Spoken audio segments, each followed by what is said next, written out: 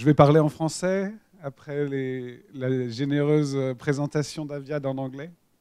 So thank you, Aviad, for your presentation. Mais I know that Aviad understands French. Je vais parler en français en vous remerciant d'abord de cette invitation qui me touche profondément. Je suis très profondément heureux d'être là pour ce premier colloque sur Simone Veil en Israël. Je mesure, comme vous tous, tous les enjeux et j'essaierai d'y introduire. Je voudrais remercier très particulièrement les organisateurs. Aviad Haifet, que j'ai rencontré au colloque de Cerisy sur Simone Veil, organisé par Robert et Thomas Pavel, colloque qui va bientôt être publié aussi et où beaucoup d'intervenants se sont déjà rencontrés, qui était une très belle rencontre qui montre aussi le besoin de ces rencontres régulières autour d'elle. Et Denis Charbit qui va arriver, que j'ai rencontré seulement hier, dans une autre rencontre importante autour du même moment historique de la Seconde Guerre mondiale et qui, pour moi, fait un ensemble particulièrement important pour ce moment aujourd'hui. Denis, qui est en train d'arriver. Je suis en train d'évoquer la journée d'hier et en train de vous remercier tous les deux. Donc, tu as très bien organisé ton arrivée. Donc, merci à vous. Merci évidemment aux amis de Simone Veil, à leur association et à tous ceux qui la soutiennent. Et le titre du recueil, le titre que vous avez donné au premier recueil de textes traduits en hébreu, me paraît particulièrement important et je vais y revenir. Puisque le titre de mon exposé est un peu audacieux aussi. C'est un titre très simple. Simone Veil, la justice parmi les nations. Évidemment, il résonne peut-être d'une manière un peu particulière ici en Israël en 2018. Le but de mon exposé, ce ne sera pas d'essayer de montrer, de prétendre que Simone Veil ait pu être, en quelque sens que ce soit, et avant la lettre, anachroniquement, une juste parmi les nations. Mais ce sera de soutenir que la pensée de Simone Veil nous permet, en quelque sorte, entre toutes, et peut-être pour des raisons très fondamentales, de penser le problème de la justice parmi les nations. De penser quel est le problème contenu dans cette expression, la justice parmi les nations. Problème philosophique. Je ne connais pas assez les sources bibliques de cette expression. Elle nous permet de penser la nécessité de ce problème, mais aussi la difficulté de ce problème, et même les risques que comporte ce problème, risques que Simone Veil elle-même n'a pas toujours évités, qu'elle a même couru au plus haut degré, et qu'il nous faut aujourd'hui dépasser. Et risques qui sont aussi revenus aujourd'hui au cœur de notre époque. Et donc mon but sera à la fois de comprendre l'importance de sa pensée pour ce problème, l'importance des risques de cette pensée, et l'importance de revenir à cette pensée, mais aussi de dépasser ces risques. Pour comprendre aujourd'hui la question de la justice entre les nations, dans les nations et entre les nations. Tous les risques, finalement, tous les risques courus par la pensée de Simone Veil sur ce sujet se concentrent, à mes yeux, sur un mot. Un mot qui est aussi une image et qui donne son titre au livre presque unique de Simone Veil, livre posthume, qui est quand même un livre. Il y en a un autre dont on peut dire qu'il est un livre, le reste sont des articles ou des essais. Un livre posthume, presque unique dans son œuvre, et central pour tout le XXe siècle, devenu de plus en plus central tout au long du XXe siècle. Livre que l'on connaît donc sous un titre qui se concentre en un mot, l'enracinement. Et ce que je voudrais montrer aujourd'hui, c'est à la fois l'importance de ce livre et les risques, le danger de ce livre, ou en tout cas de cette notion qui lui sert de titre. Et donc j'irai assez loin dans l'évaluation des risques et donc aussi dans une certaine critique du choix fait par Simone Veil de penser le problème qu'elle pose à travers ce nom, à travers ce mot. Et pour vous montrer quels sont ces risques, encore aujourd'hui, revenus aujourd'hui sur la scène publique, je voudrais mettre mon exposé sous le signe ou vous proposer comme toile de fond pour cet exposé d'une photo que j'ai prise il y a une quinzaine de jours dans une rue de Paris. Et je voudrais vous la montrer et évidemment vous la commenter. Merci, c'est un peu théâtral, mais vous allez voir, il y a un petit enjeu que je cours avec vous, que je partage avec vous. Un choc que j'ai eu dans une rue de Paris. Alors il faut agrandir peut-être un peu. Est-ce que tout le monde voit à peu près? Vous voyez? Comment? Il y en a beaucoup, mais je l'ai vu dans un seul endroit. Ah, vous l'avez vu partout dans Paris, voilà. Donc c'est une affiche qui est aujourd'hui beaucoup plus répandue encore que je ne pensais. Donc je ne suis pas le seul à l'avoir rencontrée. Donc ce que vous voyez sur cette affiche, c'est une phrase presque authentique du livre, L'enracinement.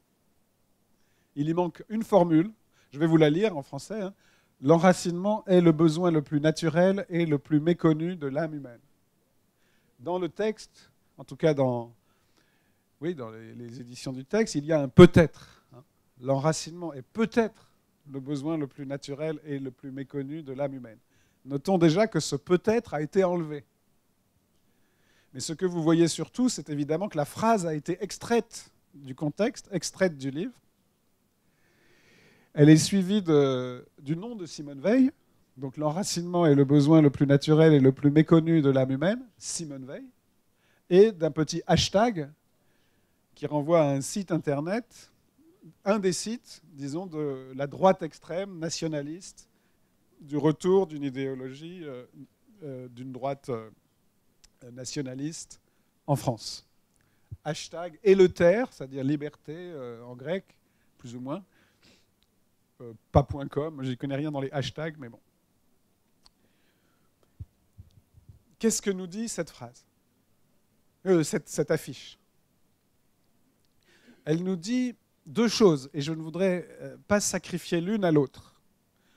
Elle nous rappelle d'abord la force de la pensée de Simone Veil à travers, je dirais, la puissance de son écriture.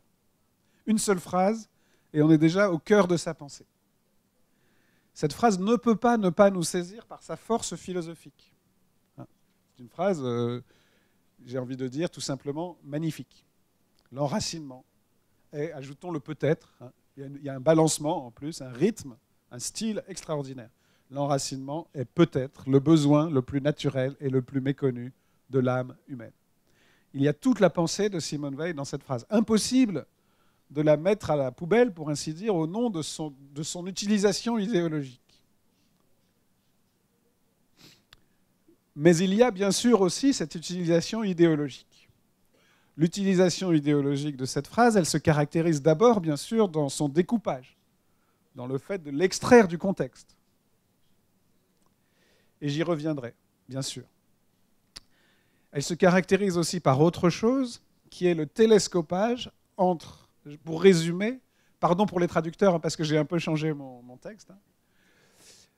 Le télescopage, pour résumer, entre un mot et un nom. Le mot, c'est le mot enracinement, et le nom, c'est le nom de Simone Veil. Et d'une certaine façon, il s'agit de se servir de ce nom comme caution de ce mot. Ce mot qui renvoie, pour les auteurs qui l'extraient du livre, à un nationalisme naturaliste, je vais dire. Nationalisme, je vais dire, pour anticiper sur mon exposé, sans critère de justice, un nationalisme ontologique, de l'enracinement, soyons clairs, naturaliste, lequel nationalisme implique le plus souvent, pour des raisons qu'on connaît, mais que je retrouverai indirectement, l'antisémitisme. Et bien sûr, il s'agit d'extraire ce mot et de le mettre à côté du nom de Simone Veil, avec ce que certains en France, alors je ne cautionne pas cette expression pour ma part pour beaucoup de raisons, mais néanmoins ici je l'utilise, mais avec beaucoup de prudence, ce que certains intellectuels en France, depuis, je crois, Jean-Claude Milner le premier, appellent le nom juif, le signifiant juif, dans le nom de Simone Veil. Et donc le nom juif, NOM, hein, le nom juif, sert ici de caution à l'un des mots de l'antisémitisme. Cette utilisation du nom et du mot n'est pas nouvelle, elle a déjà eu lieu juste après la guerre, après la mort de Simone Veil. Mais elle revient aujourd'hui, et cette affiche nous le montre. Et on peut être inquiet que cela se passe à Paris. Alors pour ma part, j'ai vu cette affiche, et je l'ai photographiée pour vous, près de la Maison de la Radio de Paris, dans un quartier bourgeois de Paris, en plein 16e arrondissement, entre l'église d'Auteuil et la Maison de la Radio. Au-dessus, d'ailleurs, c'est amusant, je ne savais pas que c'était là, des studios d'une radio branchée, la radio Énergie. Bon. Donc, il y a une radio très moderne, et puis il y a cette affiche sur l'enracinement. Dans plein 16e arrondissement, ceux qui connaissent Paris, vous reconnaissez un immeuble de pierre de taille de Paris. Voilà. Ce que nous impose cette affiche, c'est bien sûr de méditer les usages d'une pensée avec un peu d'inquiétude, et pourtant aussi de méditer le devoir de ne pas renoncer à cette pensée. Encore une fois, cette phrase n'est pas seulement magnifique par son style, elle dit quelque chose d'essentiel dans son contenu. Et mon but, ce sera d'essayer de mesurer à la fois quel est le problème essentiel caché dans cette phrase, qui est en un sens le problème de la justice parmi les nations, ce sera ma thèse, et quel est le risque essentiel caché dans cette phrase, et même très précisément dans ce mot dont Simone Veil se sert pour nommer ce problème, et qui est le mot d'enracinement. On voit bien, bon, il y a peut-être d'autres mots qui intéressent le site d'extrême droite dans cette phrase. Il y a aussi le mot âme humaine, hein, qui n'est pas neutre. Et je vais me concentrer sur le mot enracinement. En fait, il y a toute la phrase, sans doute. Je vais donc essayer de procéder de manière très simple. Dans un premier temps, je voudrais remonter au-delà du mot enracinement vers le problème qui conduit Simone Veil à ce mot dans le livre. Le problème fondamental qui est au cœur de toute sa philosophie et qui l'a conduit vers ce mot et vers cette question dans ce livre. En quelque sorte, pour justifier ce choix et ce mot à partir d'un problème en effet fondamental. Mais dans un deuxième temps, j'essaierai de mesurer les risques qu'elle court et qui se cristallisent en effet dans ce mot. Et enfin, dans une dernière partie, donc c'est un plan très simple, j'essaierai de reprendre le problème par-delà ce mot. Et peut-être même en nous invitant à ne plus employer ce mot. Donc je ne serai pas ici, dans la troisième partie, je ne serai plus lecteur, je ne serai plus historien de la philosophie, parce que, voilà, c'est pas bien de critiquer un auteur quand on la commente, mais j'aurais essayé de la comprendre et après, j'aurai le droit de la critiquer. Voilà. En tout cas, je me donnerai le droit de la critiquer après avoir fait l'effort de la comprendre. C'est le travail qu'on doit faire quand on articule, justement, comme l'a dit Aviad, à la fois, mais ça vaut pour nous tous, l'histoire de la philosophie et la philosophie tout court aujourd'hui. Comment est-ce que Simone Veil arrive à la question de l'enracinement ? Pour moi, il y a, si j'ose dire, deux sources qui la conduisent à cette notion. Deux sources qui se traduisent dans une certaine discontinuité du livre. Et alors, dans l'édition classique du livre, cette discontinuité se traduit dans la discontinuité des chapitres. Aviad m'a rappelé, et Robert le sait mieux que personne, que cette discontinuité a été introduite par les éditeurs du livre. Mais elle existe néanmoins dans l'écriture même du livre. Il y a deux sources donc de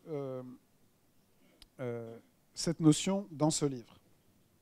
La première source, c'est un problème philosophique, et la deuxième source, c'est un contexte historique.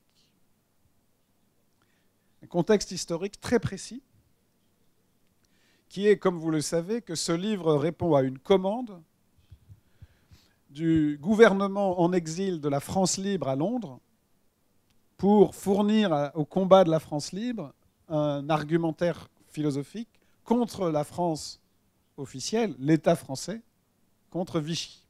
On est en pleine Seconde Guerre mondiale à Londres. C'est dans ce contexte historique qui est très important, évidemment, pour comprendre l'origine même de la notion d'enracinement dans cette pensée. Mais avant le contexte historique, revenons sur le problème philosophique. Je voudrais résumer, et j'espère que les Simone-Veiliens ici présents seront d'accord avec mon résumé. Je voudrais résumer le problème fondamental de Simone Veil, en général, dans le livre, et qui conduit à cette notion. Quel est ce problème ? Je vais un peu vite, mais pour moi, c'est le problème fondamental de toute la pensée de Simone Veil. Donc, voilà, pardon d'être un peu audacieux. Quel est ce problème ? Ce problème, c'est celui de la jonction. Je le formule dans les termes de Simone Veil. Et après, je vais le traduire dans les miens, mais bon, voilà. Le problème, c'est le problème de la jonction du surnaturel et du naturel. De la jonction du surnaturel et du naturel. Dans la vie humaine. Dans la vie humaine. La jonction, les points de jonction du surnaturel et du naturel dans la vie humaine. Voilà tout le problème de Simone Veil. Pourquoi ? Parce que toute la pensée de Simone Veil, la plupart de ceux qui sont là le savent sûrement, ceux qui sont déjà versés dans cette pensée, toute la pensée de Simone Veil est une pensée du surnaturel, de ce qu'elle appelle, là aussi c'est le titre d'un recueil d'articles dans la collection d'Albert Camus, hein, L'espoir après la guerre, chez Gallimard, la collection verte, où toute Simone Veil est parue grâce à Camus. Toute la pensée de Simone Veil est une pensée de ce qu'elle appelle la connaissance surnaturelle. Pour Simone Veil,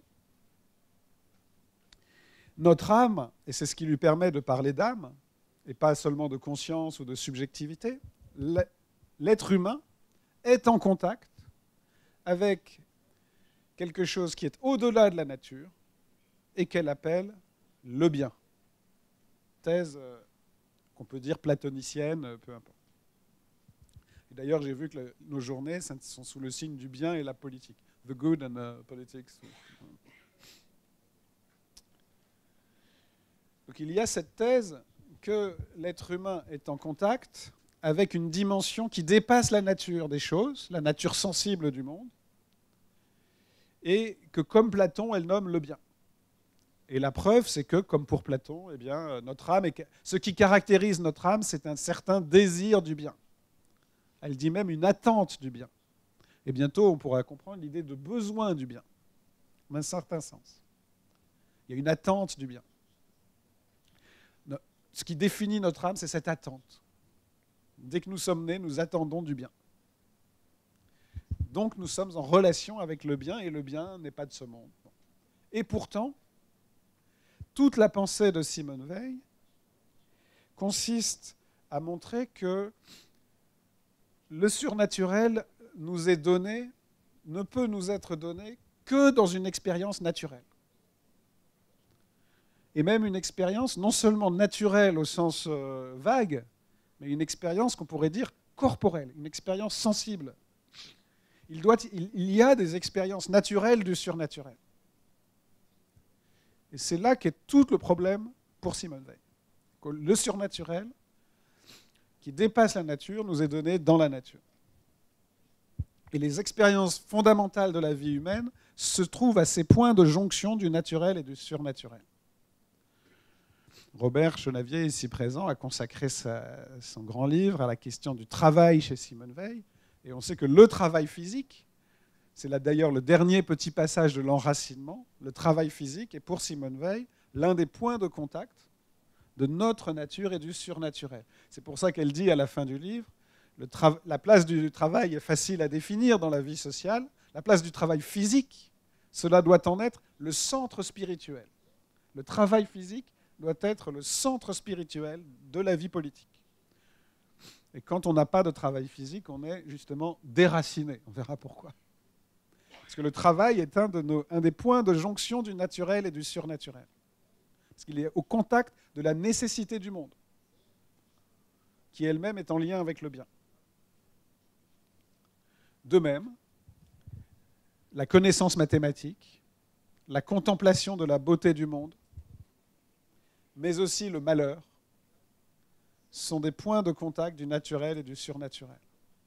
Le malheur est même, pour Simone Weil, l'un des points de contact les plus fondamentaux et les plus terribles du naturel et du surnaturel. Le malheur n'est pas juste une souffrance, le malheur, c'est la destruction de notre âme par la nécessité physique du monde. C'est donc un point de contact. Pour que ce point de contact ne soit pas un point de destruction, il faut aussi qu'il soit contrebalancé par l'amour. C'est tout le problème du texte sur le malheur et l'amour de Dieu.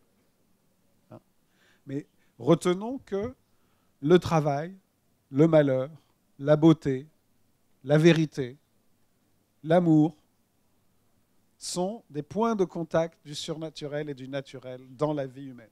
La pensée de Simone Weil, je la résumerai en disant c'est une table des catégories du lien entre le naturel et le surnaturel.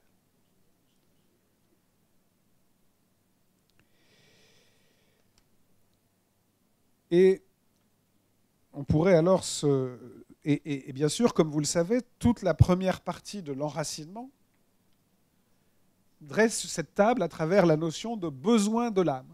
Besoin de l'âme humaine. La liste des besoins de l'âme constitue la première partie de l'enracinement. Ces besoins sont des points de contact du naturel et du surnaturel. Par exemple, la faim et la soif sont des besoins de notre corps et en même temps des points de contact avec le surnaturel. Quand nous avons faim, c'est un point de contact par la souffrance. Quand nous mangeons, c'est un point de contact par le bien, par la satisfaction de cette souffrance, par la réponse à cette souffrance. C'est sa thèse. Alors vous me direz, pourquoi l'enracinement ? Pourquoi l'enracinement ? L'enracinement qui n'appartient pas, comme les autres, à la liste des besoins de l'âme dans la première partie, disons toujours, du livre. L'enracinement qui apparaît comme une rupture avec cette première liste. L'enracinement est peut-être, il n'y a pas le peut-être ici, l'enracinement est le besoin le plus naturel et le plus méconnu de l'âme humaine. Si l'on comprend bien, si je ne me trompe pas trop, cela signifie que l'enracinement désigne pour Simone Weil un point de contact du naturel et du surnaturel. Et c'est bien le cas. C'est bien le cas. Qu'est-ce que l'enracinement met en contact ? L'enracinement met en contact une dimension que Simone Weil dit naturelle pour les hommes, c'est la dimension de l'appartenance à une collectivité historique. Collectivité historique et politique. Elle dit une collectivité humaine. Cette collectivité n'est pas nécessairement une nation. Elle expliquera même dans la fin du chapitre 2 que la nation est une forme récente du collectif humain qui est un besoin naturel. Nous avons besoin d'être dans une collectivité. Que cette collectivité prenne la forme d'une nation, c'est récent. Mais disons que la nation est aujourd'hui ce qui répond, pour le meilleur et pour le pire, c'est évidemment tout le problème. La nation est aujourd'hui ce qui répond à ce besoin naturel de l'âme humaine. Quel est ce besoin ? Quel est le besoin surnaturel, auquel répond cette collectivité naturelle ? c'est le besoin de justice. Simone Veil fait de l'enracinement un besoin, le besoin parmi supérieur à tous, parce qu'il vient résumer tous les premiers besoins et leurs contradictions sur lesquelles je ne vais pas revenir, parce qu'il est le besoin pour l'homme de coordonner tous les besoins dans une société, et c'est le besoin de justice. Ainsi, l'enracinement, l'appartenance à une nation, pour laquelle elle prend une image non seulement naturelle, mais naturaliste, l'image de la racine. L'enracinement est ce qui connecte une dimension de notre nature, le besoin d'un collectif social, avec une exigence surnaturelle qui est l'exigence de justice. Et donc l'enracinement ne vaut que par cette tension entre le collectif historique et la justice.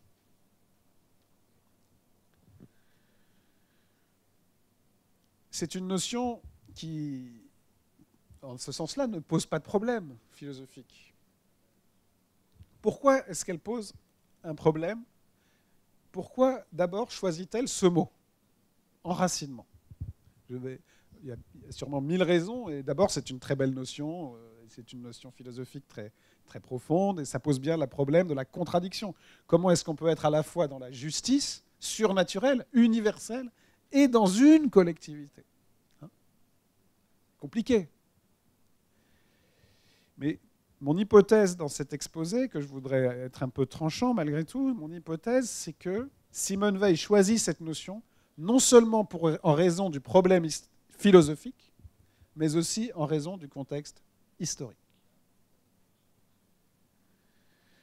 Elle choisit le mot d'enracinement et elle insiste, elle durcit le problème de la nation, même si elle sait très bien que la nation n'est que la forme récente du collectif qui répond aux besoins de collectif qui est dans notre cœur, comme le besoin de beauté ou d'amour.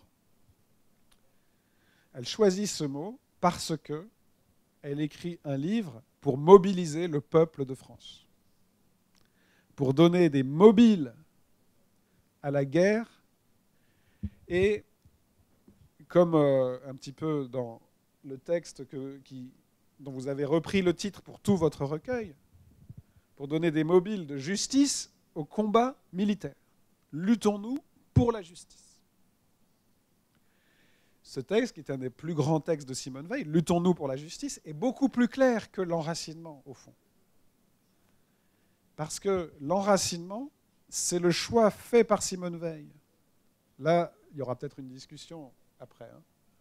C'est le choix fait par Simone Veil, le choix risqué, redoutable, de choisir pour nommer le besoin de justice, le mot qui sert au cœur de la guerre à justifier l'injustice, le mot du nationalisme terrien, qui se veut terrien, de l'enracinement.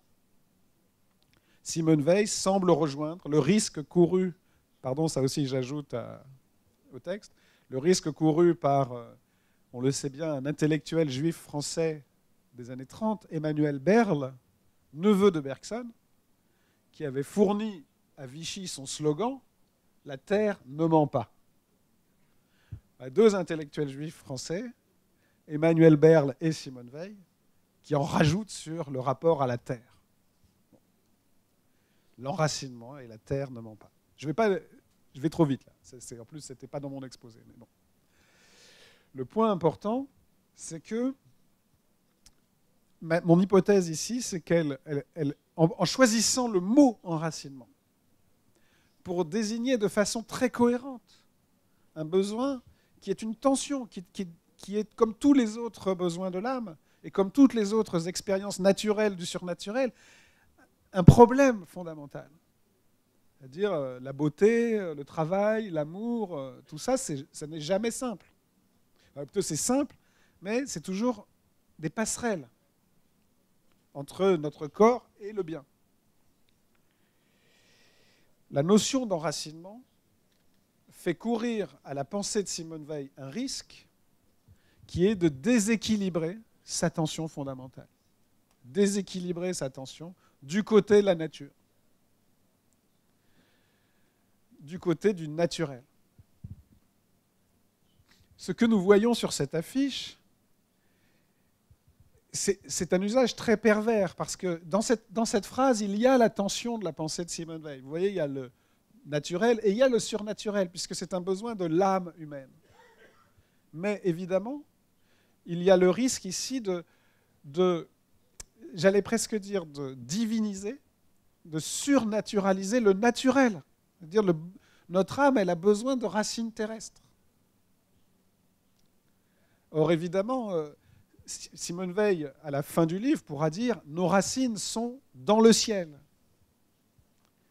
Elle est platonicienne. Elle dit « Nos racines sont dans le ciel » et c'est ça qu'elle veut montrer.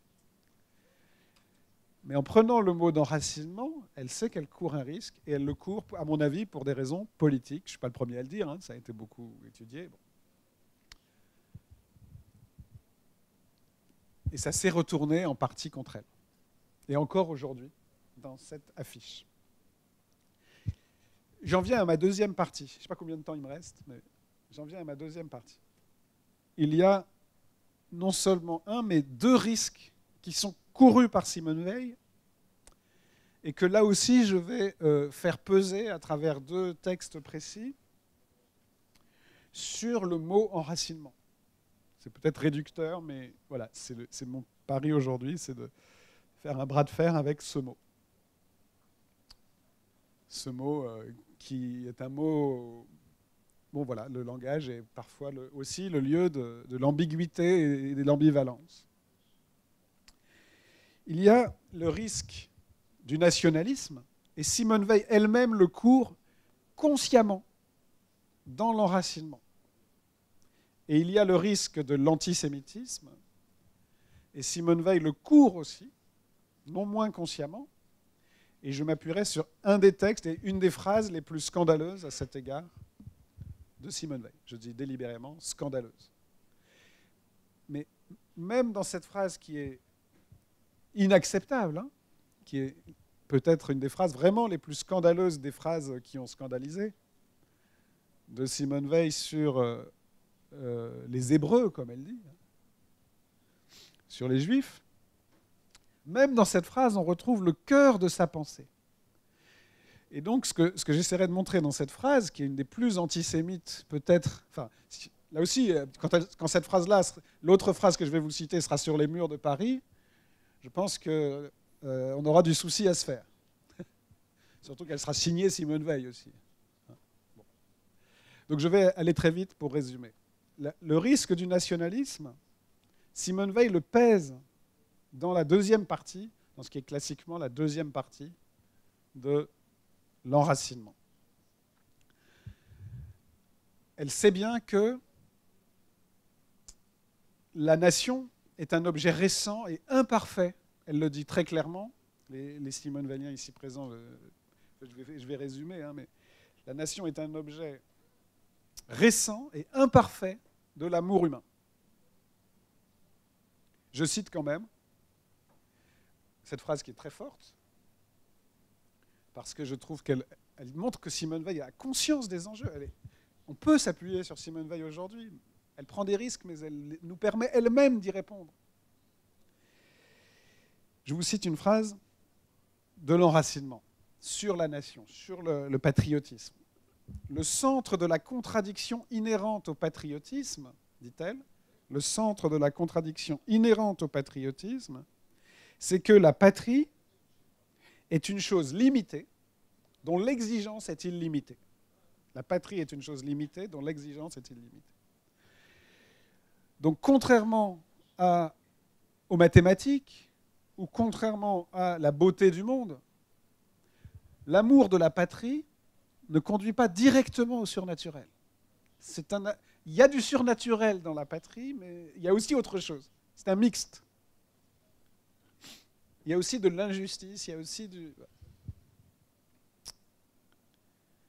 Et elle ajoute, la contradiction est réelle, mais vue dans sa vérité, elle se ramène à une de ces contradictions fondamentales de la situation humaine, concept de Sartre qui arrive tout à coup.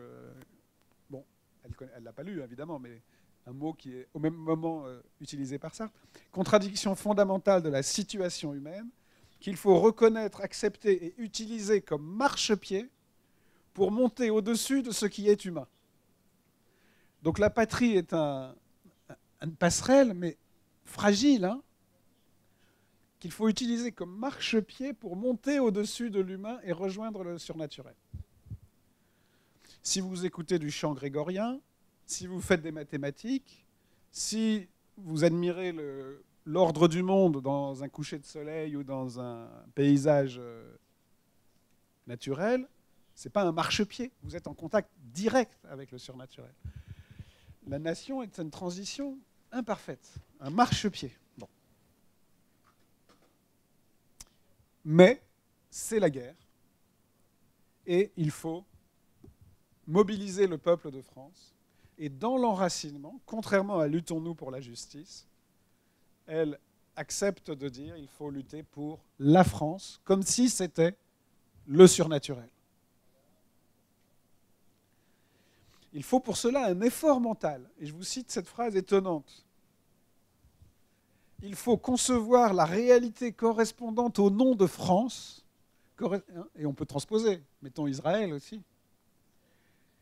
Concevoir la réalité correspondante au nom de France, de telle manière que telle qu'elle est, dans sa vérité, elle puisse être aimée avec toute l'âme.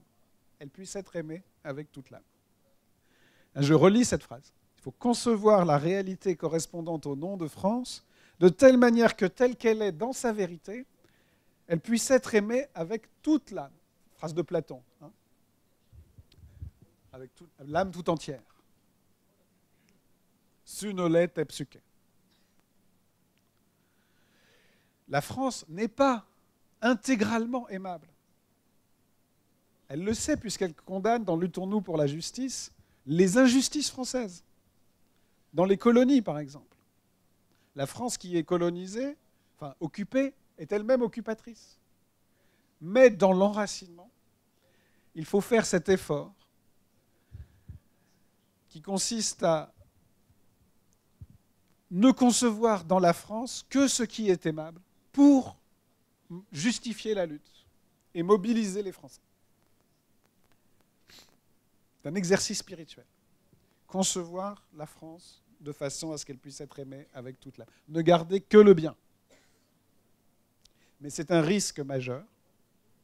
C'est un risque majeur. Elle prend le risque de durcir le nationalisme au nom de l'enracinement et aussi à travers ce mot. Donc elle court le risque de voir dans la nation un objet absolument aimable. Et c'est ce risque aussi qui est le risque je dirais, des excès d'enracinement. Elle court aussi le risque, et à mon avis c'est à cause aussi de la notion d'enracinement, elle court le risque de critiquer certaines nations comme entièrement déracinées. Il y a des nations qui justifieraient entièrement l'enracinement, la France, et des nations qui sont entièrement déracinées. Et bien sûr, c'est le risque des Hébreux, selon Simone Veil. Et là, je vous lis quand même la phrase que j'ai dite scandaleuse, qui est scandaleuse, et où en même temps, vous verrez qu'il y a aussi toute sa pensée. Cette phrase, vous la trouverez dans le texte qui terminait le recueil intitulé « Attente de Dieu » et qui s'intitule « Les trois fils de Noé et l'histoire de la civilisation méditerranéenne ». Les trois fils de Noé et l'histoire de la civilisation méditerranéenne. Je vous cite une seule phrase, parce que je sais que Aviad me fait déjà des signes. Je cite cette phrase. C'est quand même sur les Juifs. Hein, disons. Elle dit les Hébreux. Je ne vais pas rentrer ici. Robert a travaillé aussi sur la différence entre anti-hébraïsme et anti-judaïsme et antisémitisme. Bon. Je vous cite cette phrase. Elle concerne les Juifs ou les Hébreux. Leurs préjugés, les préjugés des Juifs, infiltrés dans la substance même du christianisme, ont déraciné l'Europe. Ont déraciné l'Europe. Les Juifs ont déraciné l'Europe. Ce n'est pas leur exil, ce n'est pas eux les déracinés, c'est eux les déracineurs. Les Juifs, donc les préjugés, ont déraciné l'Europe, l'ont coupée de son passé millénaire, ont établi une cloison étanche, infranchissable, entre la vie religieuse et la vie profane, celle-ci étant tout entière héritée de l'époque dite païenne. Alors, qu'est-ce qui est scandaleux et qu'est-ce qui est intéressant dans cette phrase? Ce qui est scandaleux, c'est bien sûr, et dans toute la pensée de Simone Weil, les Hébreux, comme les Romains, et d'ailleurs la symétrie est très importante, les Hébreux comme les Romains n'ont aucune part à la justice. Leur peuple est entièrement déraciné. C'est sa thèse constante. C'est sa thèse inacceptable, scandaleuse. Elle considère qu'il y a des nations qui méritent entièrement l'enracinement, en forçant un peu. La France est de ce côté-là, même si elle est en fait un mixte. Et il y a des nations qui méritent entièrement la condamnation, et c'est le cas des Hébreux, même s'il y a des exceptions, mais elle tient à dire qu'à ce moment-là, ils ne sont pas juifs. Job n'est pas vraiment juif, Daniel, qu'elle trouve très important, n'est pas entièrement juif non plus, etc. Donc, tout ce qu'il y a d'un peu, selon elle, pur, qui est du côté de la justice, ne se trouve pas du côté des juifs. Donc c'est le scandale ici de la condamnation au nom du déracinement. Bon. Mais quel est le déracinement proprement juif? Il y a deux déracinements qui sont illustrés par Simone Weil par deux des fils de Noé, Japheth et Sem.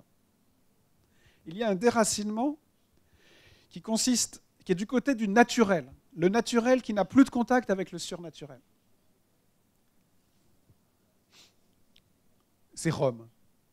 Rome, où d'ailleurs les temps modernes, les usines, Charlot dans les temps modernes, la mécanisation du monde, et en un sens le nazisme, sont entièrement du côté du naturel, sans contact avec le surnaturel. Et quel est le déracinement des Hébreux?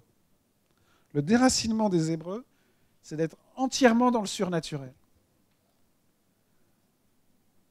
en le coupant du naturel, d'être dans une sorte de coupure avec la vie. Ce qui est absurde en un sens, mais ce n'est pas mon sujet. Hein. Je vous explique Simone Weil. Et je relis la phrase. Leurs préjugés, les préjugés des Hébreux, ont établi une cloison étanche, infranchissable entre la vie religieuse et la vie profane.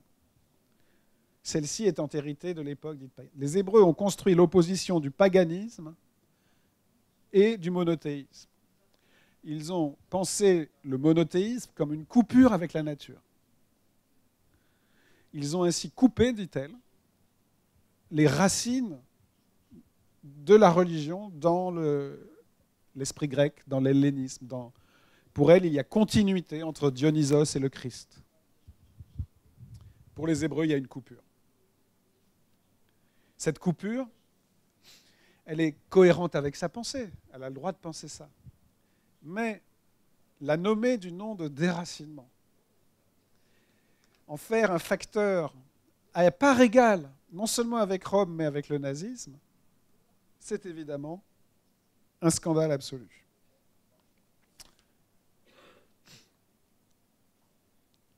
Aujourd'hui, alors il faut être du côté des fils de Cham pour elle. Le troisième fils, c'est celui qui unit les deux bouts, le naturel et le surnaturel. Mais aujourd'hui, dit-elle, les fils de Japheth, c'est-à-dire les nazis, et ceux de Sem, font plus de bruit.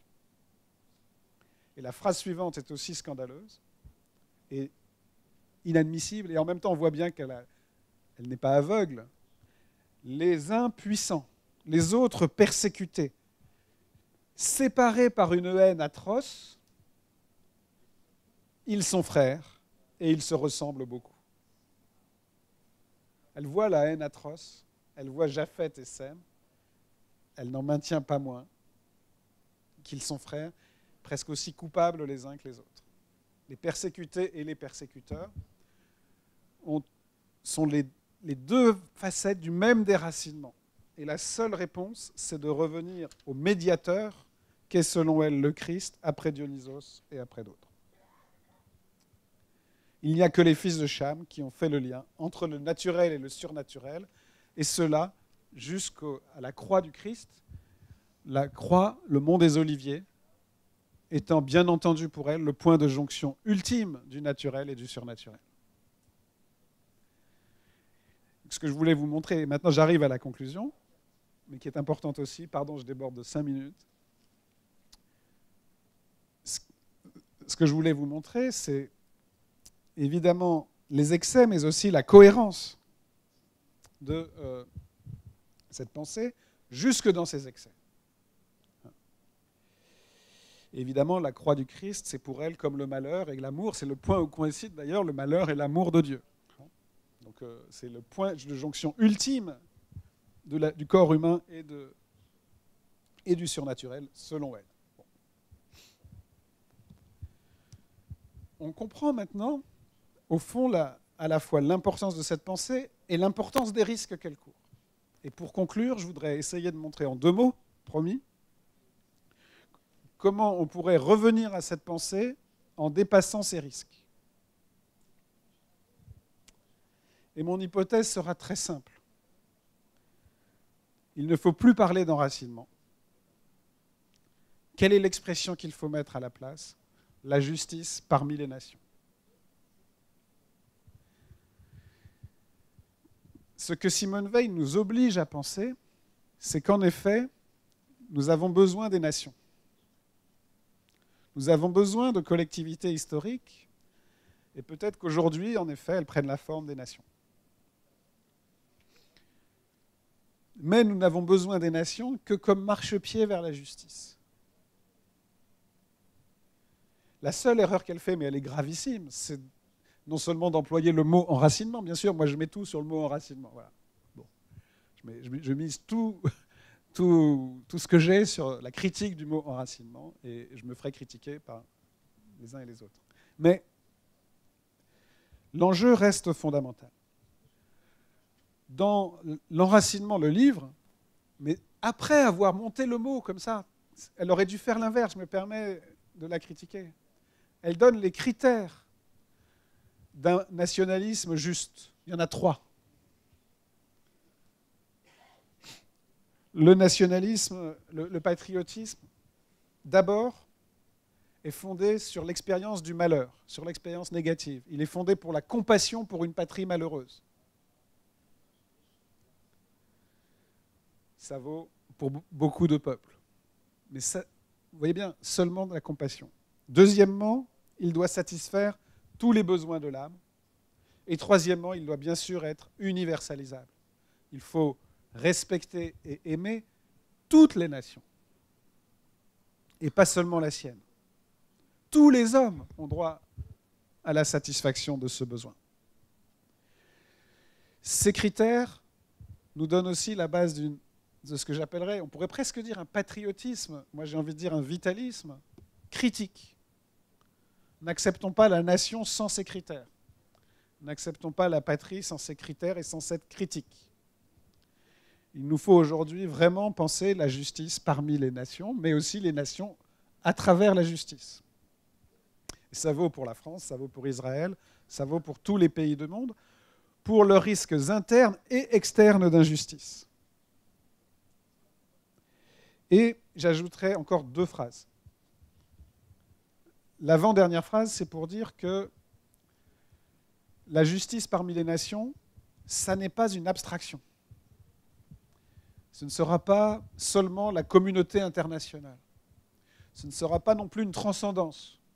Pour moi, le vrai problème aujourd'hui, c'est de penser la justice dans son rapport avec la vie sans reprendre l'opposition du naturel et du surnaturel.